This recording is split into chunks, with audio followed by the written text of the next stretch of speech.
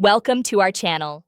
If you want to update your Garmin watch software, follow these simple steps to ensure your device has the latest features and improvements. Step 1. Download and install Garmin Express on your computer from the official Garmin website if you haven't already. Step 2. Connect your Garmin watch to your computer using the USB charging cable that came with your device. Step 3. Open Garmin Express and wait for the software to detect your connected watch automatically. Step 4.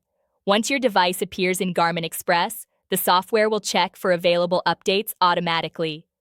Step 5. If an update is available, you'll see a notification with details about what's included in the update. Click Install All or select specific updates you want to install. Step 6.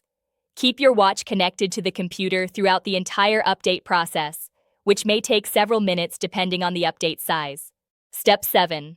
Wait for the update to complete and do not disconnect your watch until you see a confirmation message that the update was successful.